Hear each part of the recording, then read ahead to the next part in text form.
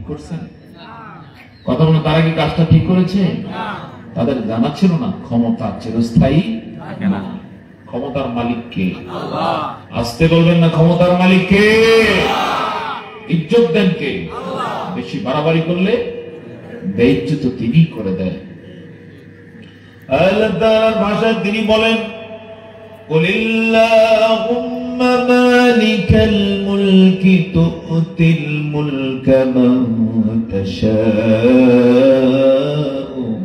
ওয়া তানসিউল মুলকা মিম্মান তাশাউ ওয়া তু'ইজ্জু মান তাশাউ ওয়া তুযিল্লু মান তাশাউ বিয়াদিকাল খায়র ইন্নাকা আলা কুল্লি শাইইন কাদির। আল্লাহ তাআলা বলেন, তুমি বলো আল্লাহুম্মা মালিকাল মুলক, হে আল্লাহ রাজত্বের মালিক, তুতিল মুলকা মান তাশা, তুমি যাকে চাও রাজত্ব দিয়ে দাও। ওয়া তানজিউল মুলকা মিম্মান তাশা, যার কাছ থেকে চাও রাজত্ব কেড়ে নাও। ওয়া তুইজ্জু মান তাশা, যাকে চাও ইজ্জত দান করো। ওয়া তুযিল্লু মান তাশা, যাকে চাও তুমি বেইজ্জতি করো। কার কথা? জবান ছেড়ে বলুন, কার কথা? বিয়াদিকাল খায়র, সব কল্যাণ তোমার হাতে, আর তুমি সব বিষয়ের উপরে ক্ষমতাবান। এবার প্রমাণ দেখুন, গত বছর এমন দিনে যারা ক্ষমতা ধর, আজকে ক্ষমতা আছে না শেষ? আসতে বলুন, আছে না শেষ? আর তাদেরকে মামলা দিয়ে দূরের উপরে রাখছে, তারা আজকে কি দেশ চালায়। এটা ক্ষমতা কার? যারা ক্ষমতায় আছেন তাদেরও তো লাফালাফির কিছু নাই। এটা দিয়েছেন কে? তিনি দিয়ে তাকিয়ে থাকেন, দেখি কে কি করে। যদি সঠিক পদ্ধতিতে চলে ক্ষমতা আরো বাড়িয়ে দিবেন, আর না হলে যেই পথে আগমন সেই পথে কি স্থান হয়ে যাবে। আল্লাহ তাআলা আমাদেরকে বুঝার তৌফিক দান করুন। সকল বলে আল্লাহুম্মা আমিন। সম্মানিত বাগেরহাটবাসী, আমরা মূল আলোচনায় চলে যাব। সকলে বলেন ইনশাআল্লাহ। আমার সাথে একটু দোয়া করুন। রব্বি ইশরাহ লি সাদরি ওয়া ইয়াসসির লি আমরি ওয়াহলুল উকদাতাম মিন লিসানি ইয়াফকাহু কওলি। আমি আপনাদের খেদমতে মুহাম্মদ আল কোরআনের দ্বিতীয় সূরা সূরাতুল বাকারা থেকে একটি আয়াত তেলাওয়াত করেছি। সূরা বাকারায় আয়াত আছে 286টি। কত আয়াত? এই শত শত আয়াতের বহর থেকে মাত্র কয়টা আয়াত নিয়েছি? আর গোটা কোরআনের তুলনায় খুবই সামান্য একটু আয়াত আপনাদের সামনে তেলাওয়াত করেছি। আল্লাহ তাআলা যদি তৌফিক দেন আয়াতের আলোচনা শোনার জন্য, তিনি আমাদেরকে যদি কবুল করেন, ইনশাআল্লাহ বিইজনিল্লাহ আমরা আয়াতকে কেন্দ্র করে কিছু কথা বলে যাব। আবারও সকলে বলি ইনশাআল্লাহ। জবান ছাড়ুন, কণ্ঠ ছাড়ুন, বলুন সকলে খুশি হয় ইনশাআল্লাহ। সম্মানিত ভাই সব, কোরআনুল কারীম হচ্ছে আমাদের জন্য আল্লাহর পক্ষ থেকে সবচেয়ে বড় নিয়ামতের নাম। সুবহানাল্লাহ বলতে পারলেন না? আমরা মনে করি অনেকে যে সম্পদ পেয়েছি নিয়ামত, ভালো চাকরি নিয়ামত, ভালো ব্যবসা নিয়ামত, সন্তান নিয়ামত। হ্যাঁ, কিন্তু সর্বশ্রেষ্ঠ নিয়ামতের নাম কি? আসতে বলবে না কিনা? এমনকি আল্লাহ তাআলা কোরআনে বলেছেন, আল্লাহ তাআলা কোরআনে এই কোরআন যে তার পক্ষ থেকে নিয়ামত, এই কথা উল্লেখ করে বলেছেন পৃথিবীবাসী যদি কোনো নিয়ামত নিয়ে আনন্দ করতে হয় তাহলে তারা যেন এই কোরআন নিয়ে আনন্দ করে। হুয়া খায়রুম মিম্মা ইয়াজমাউন। কারণ হলো বিশ্ববাসী আজ পর্যন্ত যত নিয়ামত পেয়েছে এর মধ্যে সর্বশ্রেষ্ঠ নিয়ামতের নাম আল কোরআন। সুবহানাল্লাহ বলুন। সবচেয়ে শ্রেষ্ঠ নিয়ামতের নাম কি? কিন্তু অনেকে বুঝেই না এটা যে নিয়ামত। অনেকে কি বুঝেই না। এটা উদাহরণটা এমন যে ফ্যামিলিতে কোনো সন্তান আজ পর্যন্ত শিক্ষিত হয় না, মানুষ হয় না, ওই ফ্যামিলিতে শিক্ষার তেমন একটা গুরুত্ব এখনো কি নাই। কিন্তু একটা সন্তান যদি ভালো শিক্ষিত হয়, আলেম হয়, যখন দেখতে পায় এই সন্তানটাই গোবরে পদ্ম ফুল হয়েছে, অর্থাৎ যেখানেই যায় সেখানেই সম্মান, যখনই জানে যে এমএ পাস ছেলেটা অমুক মূর্খ ফ্যামিলির সন্তান, তখন তার বাবাকে মানুষ চেয়ার ছেড়ে দেয়, মাকে স্যালুট দেয়, ওই বাড়ির লোকজনকে মানুষ সম্মান করে দেয়, তাদের একটা ছেলে কি এমএ পাস করেছে, এখন সচিব হয়েছে, বড় আলেম হয়েছে, সম্মান বাড়ে না কমে? আসতে বলবে না, বাড়ে না কমে? তখন কিছুটা বোঝে যে শিক্ষার দাম আছে না নাই।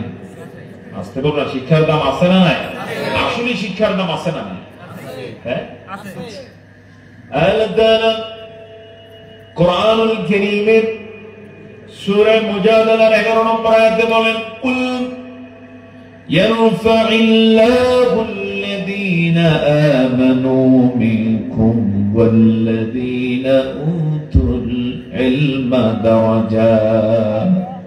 তিনি দুই শ্রেণীর মর্যাদা নিজেই বাড়ায় দেন। ওই শ্রেণী শুনতেছেন আমার কথা? যে কথাগুলো বলবো কোরআন থেকে কথা, তো খুব গভীরভাবে শুনতে চেষ্টা করবেন, আর আমার সাথে একটু সহযোগিতা করবেন, যেখানে কিছু বলা দরকার বলবেন। পারা যাবে কিনা ইনশাআল্লাহ? নাকি কষ্ট হচ্ছে? না, আলহামদুলিল্লাহ। আল্লাহ তাআলা বলেন দুই শ্রেণীর মর্যাদা তিনি বাড়িয়ে দেন। কথাটার দাম অল্প নাকি অনেক? একটু আগেই বলেছি, ইজ্জত দাতা কে? আল্লাহ তাআলা দুই শ্রেণীর মর্যাদা বাড়িয়ে দেন। মর্যাদা আল্লাহ যদি দেন, তার সমকক্ষ কেউ হতে পারে না। আর কাউকে যদি তিনি মর্যাদা না দেন, ইজ্জত না দেন, তাহলে সে যদি ক্ষমতার চেয়ারে থাকে, এটা তার জন্য লজ্জার এবং অপমানের। কথা বলে দেখি না?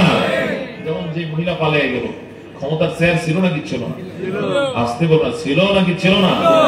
ক্ষমতার চেয়ার ছিল, সবই আছে, এরপরও কি পালিয়ে গেছে। বিশ্ব ইতিহাসে নয় কোন সরকার এভাবে তার মন্ত্রী এমপি সব সহকারে কি শুধু পালিয়েছে, বিষয়টা এমন নয়। যেখান থেকে সে ক্ষমতা চালাতো সব ভাগ বাটোয়ারা করে কি মানুষ নিয়ে যায়, এরপরে সেখানে লিখে দেয় তার কীর্তি। এর চেয়ে লজ্জাজনক আর কিছু হতে পারে না।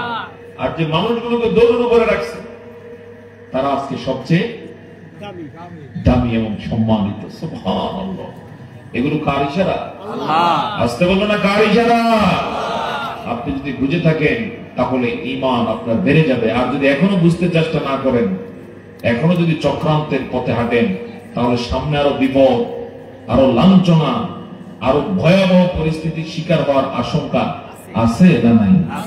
আসতে বলবেন, আছে না নাই? আল্লাহ সুবহানাহু ওয়া তাআলা দুই শ্রেণীর মর্যাদা নিজে বাড়িয়ে দেন। কাদের কাদের মর্যাদা বাড়িয়ে দেন?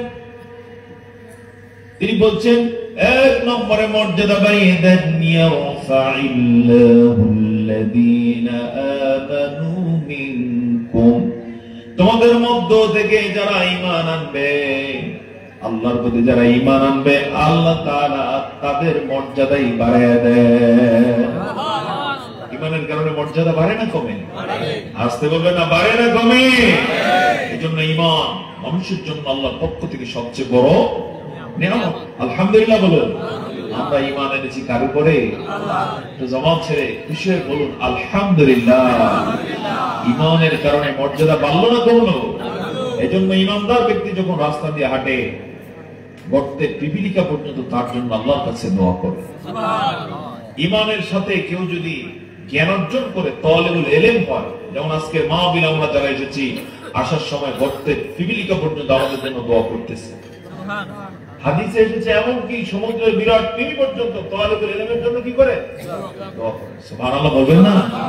এমনকি বিভিন্ন বর্ণনা এসেছে রহমতের ফেরেশতাগণ ঈমানদারদের জন্য, তালিবুল ইলমের জন্য তাদের নূরের পাখাগুলো পায়ের নিচে বিছিয়ে দেন, সম্মানের সাথে যেন তারা ইলম শিক্ষা করার জন্য যেতে পারে। এজন্য ঈমান সবচেয়ে বড় সম্পদ, বড় দামি। আর আল্লাহ তাআলা ভাষায় যারা ঈমানদার, তিনি তাদের মর্যাদা কি, এটা আমরা মনে রাখতে পারবো কিনা ইনশাআল্লাহ?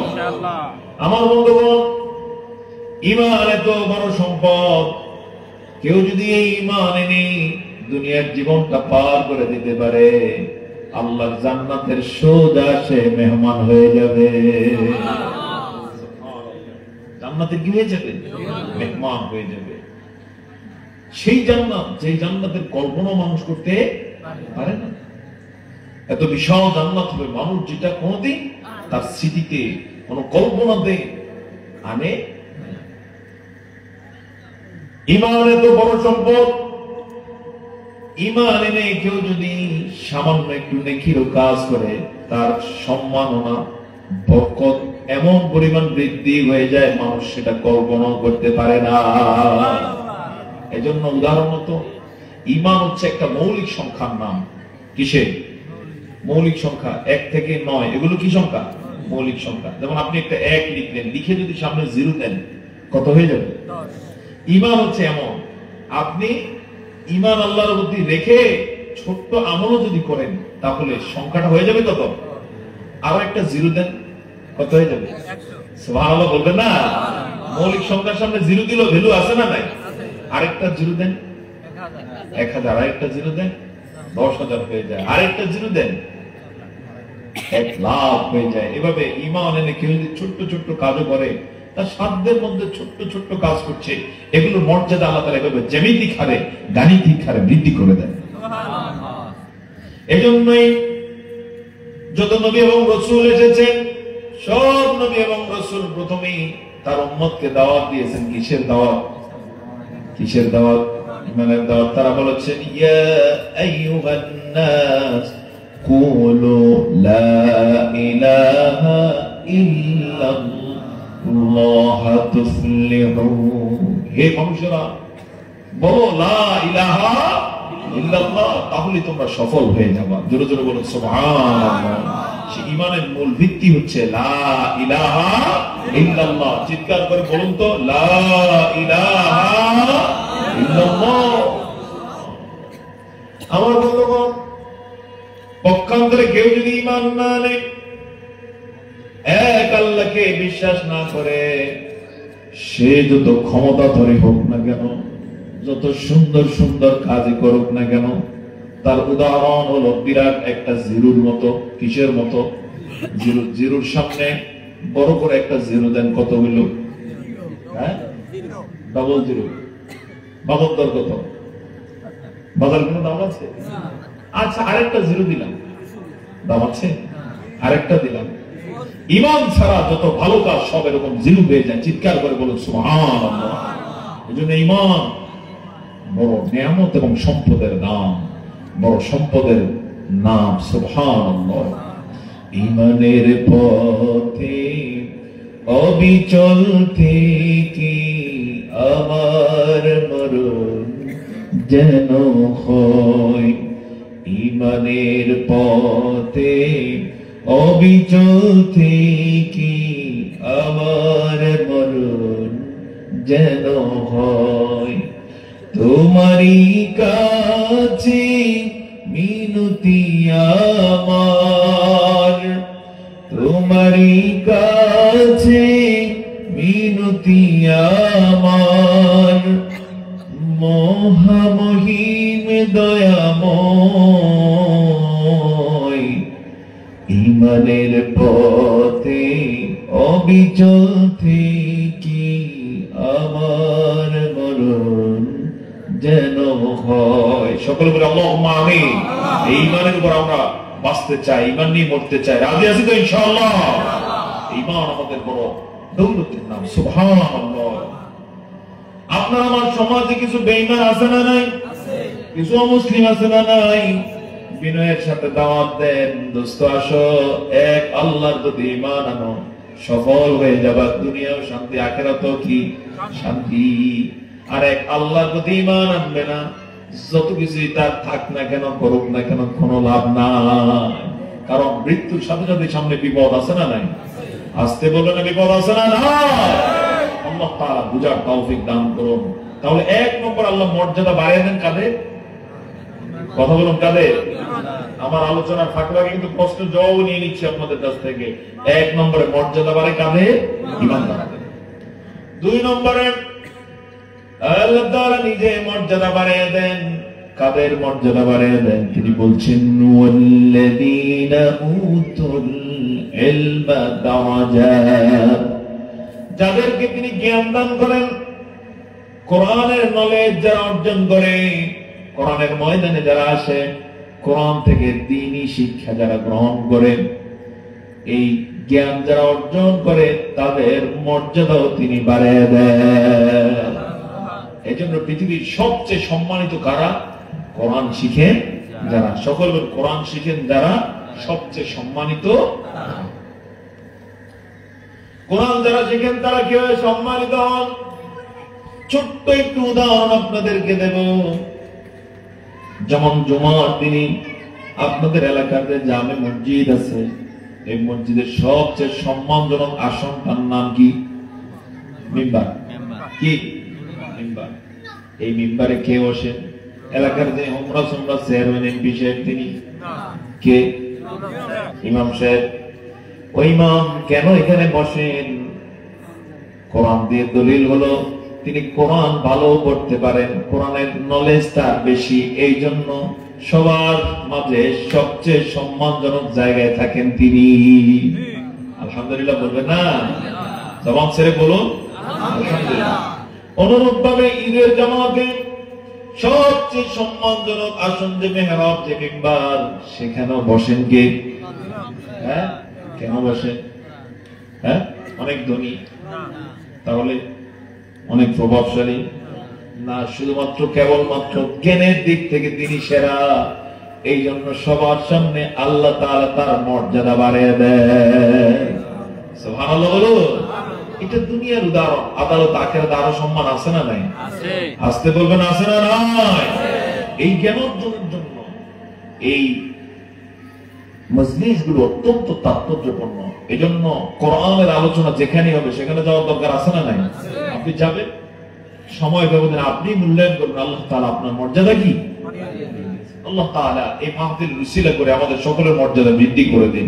এই মাহফিলের আয়োজন যারা করেছেন, বিশেষ করে আমার আবুল হোসেন ভাই, আমি তার প্রতি মুগ্ধ যে একটা মানুষ একটা মাহফিলকে সফল করার জন্য নিরলস প্রচেষ্টা চালানো এক ব্যক্তি। আলহামদুলিল্লাহ, সমাজে এরকম কোরআন প্রেমিক লোকের সংখ্যা আল্লাহ তাআলা বৃদ্ধি করে দিন, যেন আগামীর বাংলাদেশটা ইসলামের জন্য কবুল হয়ে যায়।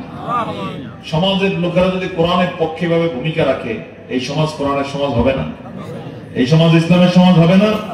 এই সমাজ কোরআনের সমাজে হোক, আমরা চাই নাকি চাই না? কারা কারা চাই? আতুল আল্লাহকে দেখান। মাশাআল্লাহ, লিল্লাহি তাকবীর।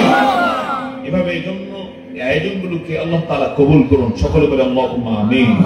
তো সম্মানিত ভাই সব, আমি মূল আলোচনায় আপনাদেরকে নিয়ে চলে যাই। তেলাওয়াত করেছি কোন সূরা থেকে বলছিলাম? সূরা বাকারা।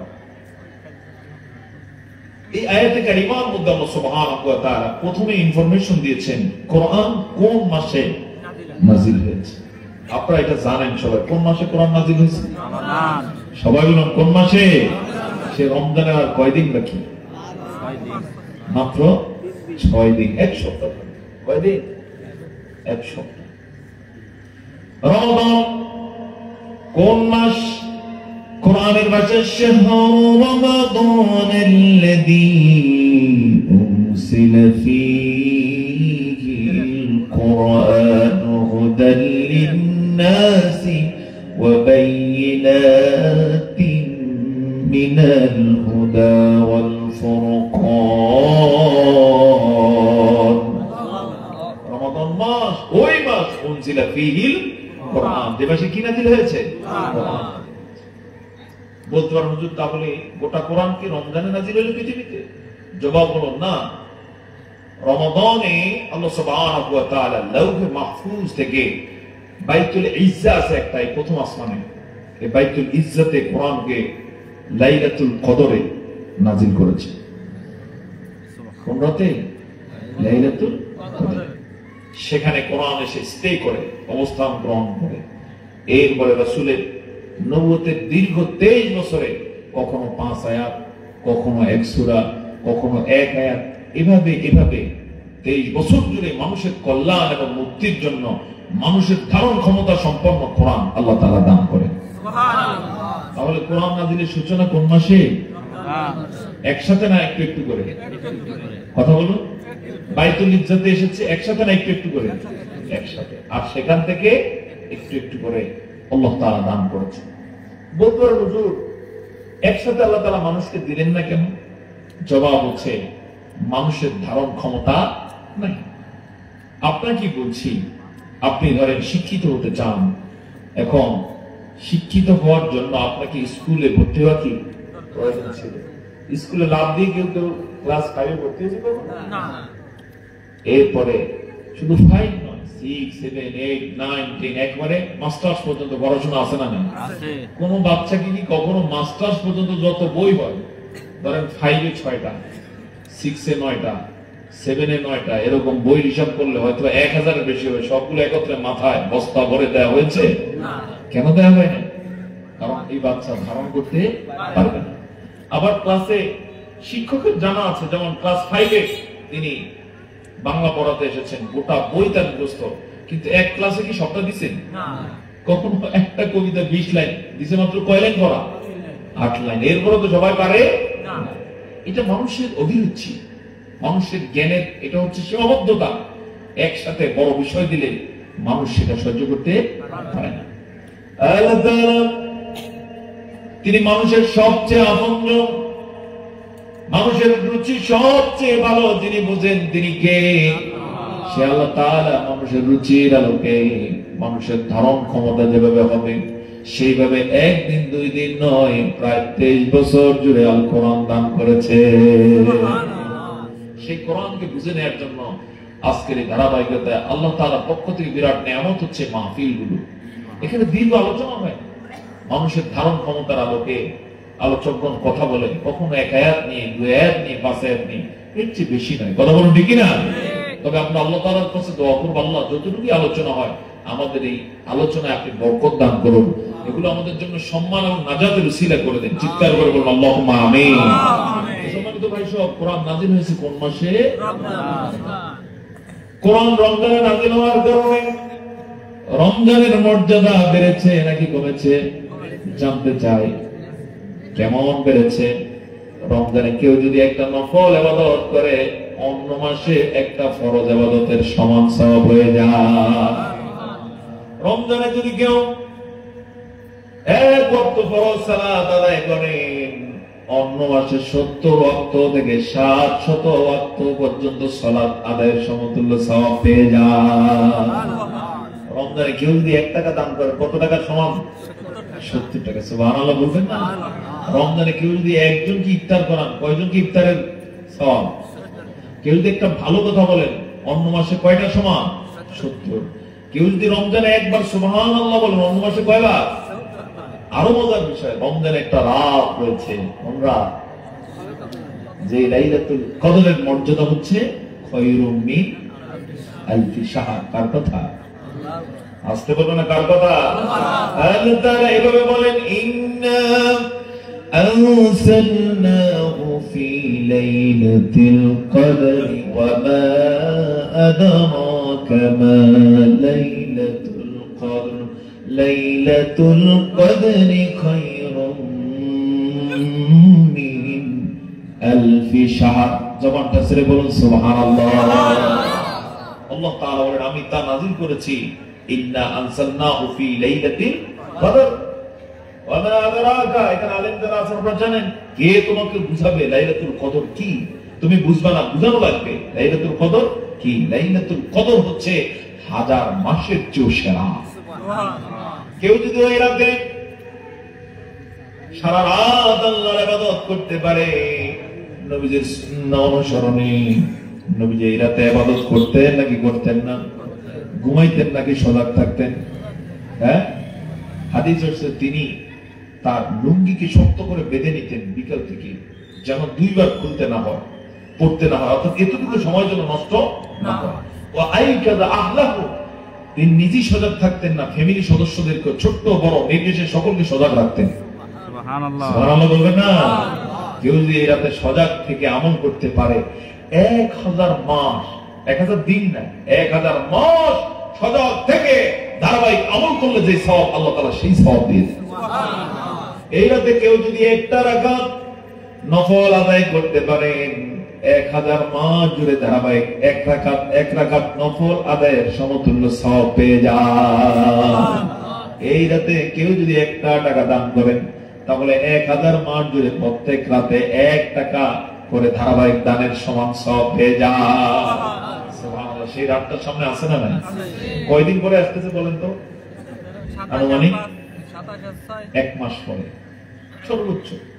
যদিও 21 তারিখ, 23, 25, 27 হিসেব করলে মাত্র ইনশাআল্লাহ বিইজনিল্লাহ এখন থেকে 20-25 দিনের ব্যবধানে আসতেছে। সুবহানাল্লাহ বলবো না?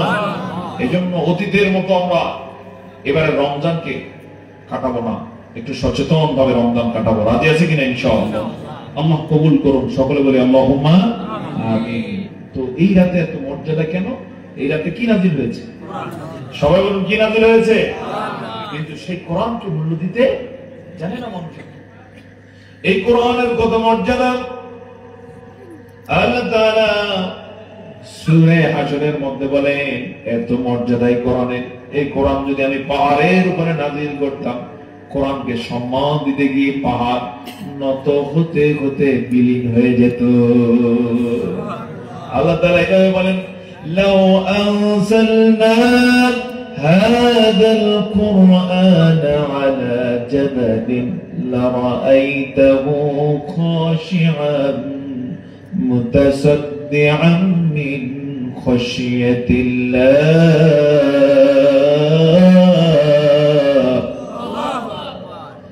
এই কোরআন যদি আমি পাহাড়ের উপরে নাজিল করতাম, আমার বন্ধুগণ, পাহাড় বলতে এখানে পাথরের যে পাহাড়গুলো আছে আল্লাহ তাআলা সেগুলোকে মিন করেছেন। আরব জগতে যত পাহাড় সবগুলো কিসের? সব পাথর আর পাথর। যারা মক্কা গিয়েছেন, মদিনা গিয়েছেন, তায়েফ যাদের যাওয়ার সুযোগ হয়েছে, রাস্তার দুই ধারে কি পাহাড় আর পাহাড়, মাথা উঁচু করে দাঁড়িয়েছে। এক একটা পাথর আমরা যে শামিয়ানা নিচে বসছি তার চেয়ে বড়। সুবহানাল্লাহ বলবেন না? কালের সাক্ষী হয়ে দাঁড়িয়ে আছে, কালো কালো হয়ে। আল্লাহ তাআলা বলছেন, সেই কোরআনকে যদি পাথরের পাহাড়ের উপর নাজিল করতাম, কোরআনের মর্যাদা দিতে গিয়ে ওই পাথরের পাহাড় বিলীন হতে হতে নিঃশেষ হয়ে যেত। কিন্তু সেই কোরআন নাজিল করছেন কাদের উপরে? আমাদের উপরে। কেন নাজিল করেছেন? কারণ মানুষকে আল্লাহ তাআলা জ্ঞান দান করেছেন। এই জ্ঞানের বহর দিয়ে সে কোরআনকে বুঝবে, সম্মান দিবে। চিৎকার করে বলুন আল্লাহু আকবার। এজন্য কোরআনকে ইজ্জত দিতে রাজি আছে কিনা ইনশাআল্লাহ? কোরআনের ইজ্জত রক্ষার্থে প্রয়োজনে জীবন দিতে আমরা দিতে পারবো কিনা? আল্লাহ তাআলা কবুল করুন, সকলে বলে আল্লাহুম্মা আমিন। এই কোরআন নাজিল হয়েছে রমাদানে। কোরআনকে যদি প্রশ্ন করি, ওগো কোরআন কেন নাজিল হয়েছে? বা আল্লাহ তাআলাকে যদি প্রশ্ন করি বিনয়ের সাথে, আল্লাহ আপনি কেনই কোরআন নাজিল করলেন? জবাব এখানে দিয়েছেন, হুদাল লিন্নাস।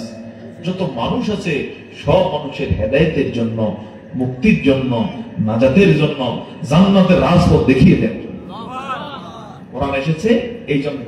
শুধু তেলাওয়াত করব, পড়ব, মুখস্থ করব, কোরআন দিয়ে আর কোনো কাজ করব না, এই জন্য কোরআন নাজিল হয়নি। নাজিল হয়েছে কি জন্য? হুদাল লিন্নাস। মানুষের কিসের জন্য? হেদায়েতের জন্য। হুদার একটা অর্থ হচ্ছে ইরাআতুত তরিক, রাস্তা দেখিয়ে দেওয়ার জন্য। কিসের রাস্তা? দিনের রাস্তা। আসলে না এরকম কিসের রাস্তা? মুস্তাকিমের রাস্তা। আমি মাঝে মাঝে হাসি, আমাদের দেশের যে জেলখানাগুলো আছে, জেলখানার উপর একটা লেখা থাকে, কি জানো? দেখাবো আলোর পথ। দেখছেন কিনা কখনো এই লেখাটা? জেলখানায় যাওয়ার অভ্যাস আছে কিনা কারণ? জান না কেউ? জেলে গেছেন এমন কে কে আছে? একজন বক্স, মাশাআল্লাহ।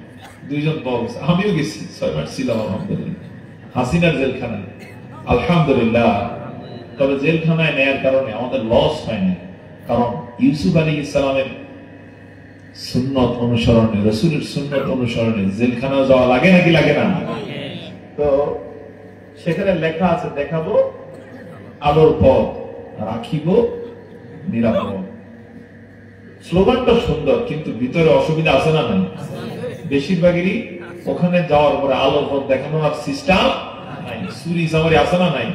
এই জন্য আমাদের দেশে চোর যদি জেলে যায় 6 মাস থাকলে কি হয়ে যায়, ডাকাইতে হয়ে যায়। ঘটনা আছে না নাই? অর্থাৎ তার সাহস কি বাড়ে না কমে। কিন্তু সত্যিকার অর্থে যদি সংশোধনের ব্যবস্থা করা হতো তাহলে 2-1 মাস থাকার পর ওখান থেকে ভালো মানুষ আল্লাহ বলি হয়ে বের হয়ে আসতো। কথা বলে দেখি না? তবে ইনশাআল্লাহ ইসলামী সরকার হলে এই জেলখানা থাকবে, মানুষের সংশোধনের জন্য জেলগুলো ইনশাআল্লাহ বিইজনিল্লাহ ভূমিকা পালন করবে। এই জন্য আমাদের দেশে ইসলামী সরকার হোক আমরা চাই নাকি চাই না? একটা শ্রেণী যদি এটাকে পছন্দ করে না, পছন্দ না করার কারণ হচ্ছে অতটুকু জ্ঞান এখনো আল্লাহ তাকে দেন নাই। কোরআনের ময়দানে কখনো আসেন নাই। কোন স্কুল কলেজ বিশ্ববিদ্যালয়ে তাকে কোন শিক্ষক মাথায় হাত বুলে বলে দেয় না যে বাচ্চা বাবা কোরআন যদি সত্যিকার অর্থে দেশের সংবিধান হতে পারে, ইসলামী শরিয়া যদি কায়েম হয়ে যেতে পারে তাহলে এই এই সুফল পাবে, এগুলো তাদেরকে কখনো বলা। আমার বন্ধুগণ, আল্লাহ তাআলা বলেন হুদাল লিন্নাস, যত মানুষ আছে সব মানুষকে সঠিক পথের দিশা দেওয়ার জন্য কোরআন নাজিল করা হয়েছে। এবার আমি জানতে চাই সব মানুষকে কোরআন থেকে হেদায়েত নিবে? কোরআন থেকে সব মানুষকে হেদায়েত নেয়? গত 71 থেকে 25 পর্যন্ত যদি হিসাব করি এই দেশের শতকরা 100% কোরআনকে হেদায়েতের কিতাব হিসেবে গ্রহণ করছে? আসতে পারবে না করেছে?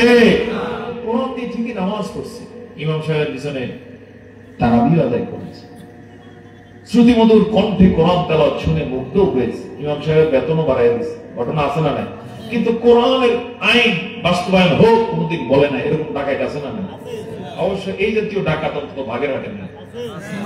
হ্যাঁ, এর কারণ হচ্ছে মূলত কোরআন থেকে সে হেদায়েত নিতে।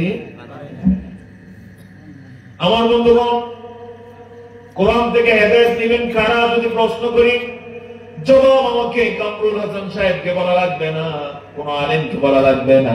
কোরআনের মধ্যেই জবাব আছে না নাই? কোরআন সেই জবাব দিয়ে রেখেছে সূরা বাকারার সূচনায়। সেখানে কোরআন বলেছে যালিকাল কিতাবু লা রাইবা ফীহি হুদাল লিল মুত্তাকিন।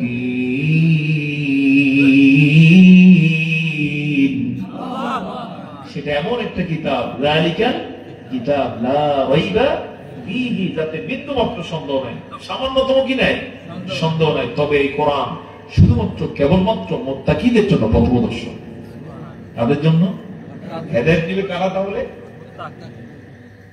খুব সূক্ষ্ম কথা আছে এখানে, তবে স্পষ্ট। সেটা হচ্ছে সবার জন্য নাজিল হয়েছে কোরআন, তবে হেদায়েত নেবেন কারা? আসতে পারেন, হেদায়েত নেবেন কারা? যেমন বৃষ্টি যখন বর্ষণ হয়, বৃষ্টি রহমত হিসেবে বর্ষণ হয়। এখন কারো যদি ক্ষেত না থাকে তাহলে তার জন্য কি রহমত হিসেবে ধরা দিবে? যদি তার ওই যে ঘরের চালই না থাকে তাহলে বৃষ্টিটা তার জন্য কি ক্ষতির কারণ না? রাতের বেলা বৃষ্টি হলে কিন্তু তার ঘরের কি নেই, চাল নেই, তাহলে শীতের দিনে অবস্থা কেমন ভয়াবহ। কোরআন নাজিল হয়েছে, যদি সেই ব্যক্তি কোরআনকে রিসিভ করার মতো তাকওয়া না থাকে, আল্লাহর ভয় না থাকে, হেদায়েত নিতে পারবে না। এজন্য বহু মানুষ আছে মুসলমান হওয়ার পরও কোরআনের পক্ষে আসে না। এরকম লোক অবশ্য বাগেরহাটে নেই। আমার দোস্ত, এরকম যদি কেউ থেকে থাকেন আজ পর্যন্ত কোরআনকে আপনি হেদায়েতের কিতাব হিসেবে রিসিভ করতে পারেন নাই, কোরআনের জন্য আপনার মন যদি আজ না কাঁদে, কোরআনের জন্য যদি এখন আপনি সিদ্ধান্ত গ্রহণ করতে না পারেন যে আমি কোরআন মেনে চলবো, তাহলে বড় ভয় আপনার জন্য আছে। আল্লাহ না করুন জাহান্নাম আপনার ঠিকানা হয়ে যাবে। নাউজুবিল্লাহ বলো। কারণ কোরআনের পক্ষে থাকলে জান্নাত না জাহান্নাম? পক্ষে থাকলে জান্নাত, বিপক্ষে চলে গেলে কি? হাদিস আল কোরআন হুজ্জাতুল লাকা আও আলাইকা। কোরআন তোমার পক্ষে দলিল হবে অথবা বিপক্ষে। পক্ষে দলিল হলে সোজা কোথায়? জান্নাত। আর বিপক্ষে গেলে? এজন্য কোরআন থেকে হেদায়েত পাওয়ার জন্য শর্ত হলো মুত্তাকি হতে হবে। এবারে দেখুন, রমজানে যে রোজা ফরজ করা হয়েছে কি জন্য? যদি প্রশ্ন করা হয় ও রমাদান কি জন্য তুমি আসো, আল্লাহকে যদি আমরা প্রশ্ন করতে পারতাম, ওগো আল্লাহ রমজান কি জন্য দিয়েছেন, জবাব আল্লাহ তাআলার কোরআনে আছে না? আল্লাহ তাআলা বলেন, ইয়া আইয়ুহাল্লাযীনা আমানু কুতিবা আলাইকুমুস সিয়ামু কামা কুতিবা আলাল্লাযীনা মিন ক্বাবলিকুম লাআল্লাকুম তাত্তাকুন।